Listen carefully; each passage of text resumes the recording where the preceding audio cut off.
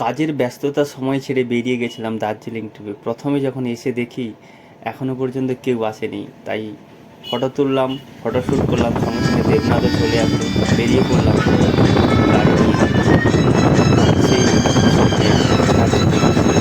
যেতে যেতে বিভিন্ন রকমের এক্সপিরিয়েন্স, গান এবং আনন্দের সঙ্গে আমরা বেরিয়ে পড়েছিলাম।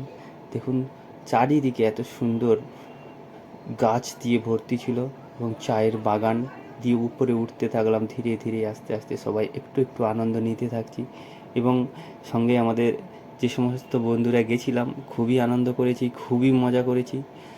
যারা এই কর্মব্যস্ততা মানুষ, যারা কর্মব্যস্ততায় থেকে নাজেহাল হয়ে যাচ্ছে, ভালো লাগছে না, তাদের সবাইকে বলবো, বন্ধু আপনারা সবাই একটু সময় বের করুন, বের করে আসুন এই দার্জিলিং ট্রিপে। আমরা বেরিয়ে গেছি অলরেডি, আমরা চলে এসেছি অনেকটা দূর উপরে উঠে গেছি। যতটা আমরা উপরে উঠছি ততটাই আমাদের একটা আলাদা।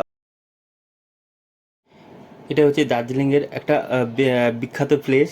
দার্জিলিংয়ে ওঠার পরে আমরা যখন নিচের দিকে তাকাই দেখতে পাওয়া যায় যে একটা পাহাড়ের গায়ে লেগে থাকা আর একটা পাহাড় যেন মায়াবী রূপ ধারণ করে রয়েছে। দূর থেকে দেখা যায় যে আরও একটা পাহাড় তার গায়ে লেগে রয়েছে। মনে হয় যেন আমি যদি যেতে পারতাম বহু দূর, বহু সীমান্ত ক্রস করে ওই পাহাড়ের গায়ে। বাট একই রকম মনে হয় যে এখন আমরা পুরো জায়গাটাকে ঘুরে দেখি বা বিবেচনা করে দেখি যে জায়গাগুলো প্রায় অলমোস্ট সেমই হয়ে আছে। আসলাম হোটেলে, সামনে পলাশ রয়েছে, তারপরে আমাদের প্রীতিশদা রয়েছে, গৌরাঙ্গ রয়েছে। ওরা একের পর এক সব ব্যাগ গাড়ি থেকে নামিয়ে হোটেলে ঢুকে গেছে। খুব সুন্দর লাগছে, টাটা টাটা, খুব সুন্দর। দেবনাথ রয়েছে পেছনে। দেবনাথ একটু শক্তপোক্ত মানুষ, ও প্রচুর ভারী জিনিস নিতে পারে। আমরা চলে আসলাম হোটেলে, আমাদের দুতলাতে রাখতে দিয়েছে। এই হচ্ছে আমাদের বেড, ওয়াশিং রুম। তারপরেই আমরা সকালে বেরিয়ে গেছি। এই হচ্ছে আমাদের গাড়ি দিয়েছে। এখান থেকে আমাদের দ্বিতীয় দিনের শুরু হয়েছে। এখানে রাজীব রয়েছে, গৌরাঙ্গ তো ফটো তোলাতে খুবই ব্যস্ত। তার সাইডে যদিও বা পাহাড়ি এলাকা, সব কিছু জিনিস ক্রয় করে নিয়ে আসা বা থাকার খুবই অসুবিধা হয়, তবুও এখানে বড় বড় গাড়ি হয়েছে। তারপরে আমরা বেরিয়ে গেছিলাম ফরেস্টের জঙ্গলে। পাইন ফরেস্টের জঙ্গলে গিয়ে শুধু পাইন গাছ সচরাচর আমরা ওই গাছগুলো দেখি না। আর পাইন গাছ এতটাই লম্বা থাকে যেখানে রোদ্দুর একদম নিচ পর্যন্ত আসতে খুবই অসুবিধা হয়। তারপরে আমরা চলে গেছিলাম লামহাট্টা বলে একটা জায়গা। লামহাট্টা সত্যি খুবই সুন্দর একটা পার্ক টাইপের করে রেখেছে জায়গাটা। এবং লামহাট্টা ওই পার্কটা নর্মালি যে সমস্ত ট্যুরিস্ট আসে ওখানে একটা বসার জায়গা বা দৃশ্য দেখানোর জায়গা থাকে। এটা একটা ফার্ন গাছ রয়েছে, ফার্ন গাছেরও জঙ্গল রয়েছে। ফার্ন গাছগুলো আমরা বইতে পড়েছিলাম, তার থেকেও মনে হচ্ছে যেন ওখানে গিয়ে দেখলাম সুন্দর। আর এটা হচ্ছে লামহাট্টার পাইন ফরেস্ট। পাইন ফরেস্ট একদম মাথা যেন একদম আকাশচুম্বী অবস্থাতে রয়েছে। আমার যদিও বা ছোটো ফোন, পুরো গাছটাকে তোলার ক্ষমতা রাখেনি এই ফোন। এত বড় বড় লং রয়েছে। আর এখানে সূর্যের আলো একদম নিচ পর্যন্ত আসেনি। আর দেখতেই পাচ্ছেন প্রত্যেকটা গাছের গায়ে শ্যাওলা জমে রয়েছে। এর মনে এটার মানে হচ্ছে এখানে বর্ষা যে কোনো সময় আসে। প্রত্যেকটা মুহূর্তেই মনে হবে যে এই গাছটা ভিজে রয়েছে, তাই শ্যাওলা, ফার্ন, পাইন এইসব গাছগুলো এখানে জন্মে থাকে। আর খুবই পিচ্ছিল একটা জায়গা। আমরা একটা সময় যখন গেছিলাম খুব খুব একটা বৃষ্টি আসেনি, তবুও রাস্তাগুলো ক্লিন ছিল, পরিষ্কার ছিল, পরিচ্ছন্ন ছিল। আমরা বেরিয়ে গেছিলাম যে লামহাট্টা যে পার্ক ছিল ওই পার্কটা ছেড়ে আমরা একটু ভেতরের দিকে বন্ধুবান্ধবরা মিলে একটু আনন্দ করতে করতে বেরিয়ে গেছিলাম। কিন্তু হঠাৎ করে আমরা যে দৃশ্য চোখে পড়ে, আমরা একটা হরিণ দেখেছিলাম, বুনো হরিণ টাইপের। সেই বুনো হরিণটার আমি আর আমার একজন বন্ধু দুজন মিলেই গেছিলাম, যারা দেখতে পেয়েছি। বাদবাকি আমাদের সঙ্গে যারা ছিল তারা দেখতে পায়নি। আমরা ডেকেছিলাম, তো সঠিক সময়ে উপস্থিত হতে পারেনি।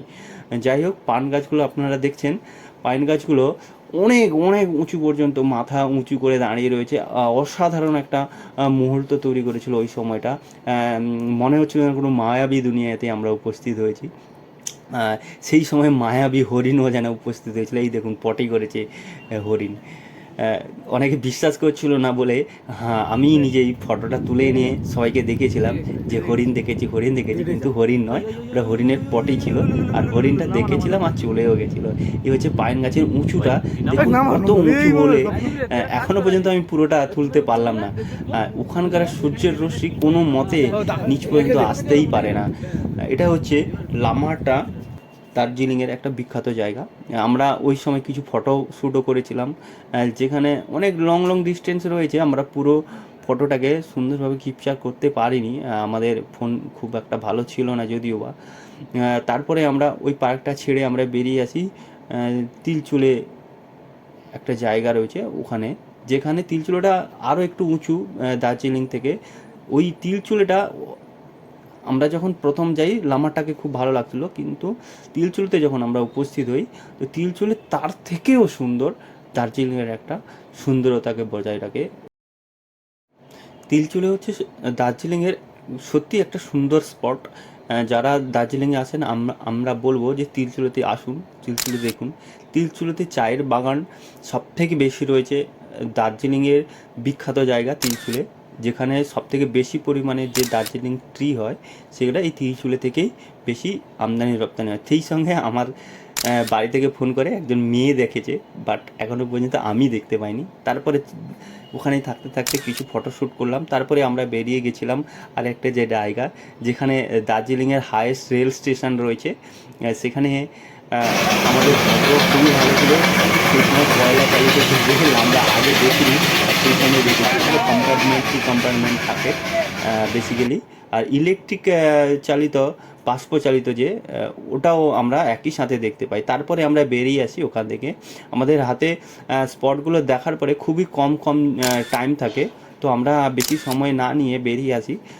সেই সঙ্গে আমরা তারপরে উপস্থিত হয়ে যাই একটা স্রোত সমুদ্র টাইপের একটা জায়গাতে নিয়ে আসে আমাদের ড্রাইভার সাহেব। তারপরে আমরা রবীন্দ্রনাথ যেখানে থাকে সেখানে আমরা এসেছিলাম, যেখানে ঝুলন্ত বাড়ি ছিল ওখানেও আসি। এসে আমরা চায়ের বাগানে যাই, চায়ের বাগানে গিয়ে কিছু ফটোশ্যুট করি। তারপরে আবার ওখান দিয়ে আমরা গাড়ি নিয়ে বেরিয়ে চলে এসেছিলাম শিটং বলে একটা জায়গা। শিটংও খুবই সুন্দর জায়গা। আমাদের বেশি সময় ছিল না, আমাদের সেই সময় 2 থেকে 3 দিন হয়ে গেছিলো। শিটং থেকে বেরিয়ে আমরা পোরকে বলে একটা জায়গা ছিল, যেখানে আমরা প্রথমবার সিংকোনা গাছ দেখতে পেয়েছিলাম। এখানে রাজীব খুবই সুন্দরভাবে পোজ দিয়ে ফটো তুলছিল। তারপরে আমরা শিটংয়ে যে হোটেলটাতে ছিলাম, এটা হচ্ছে হোটেলের ভিউ। আমাদের এই বড় রুমটাতে জায়গা দেয়নি, আমরা ছোট রুমটাতে জায়গা পেয়েছিলাম। ওখানে আমরা খুব সুন্দরভাবে এনজয় করছি। থ্যাংক ইউ, ধন্যবাদ।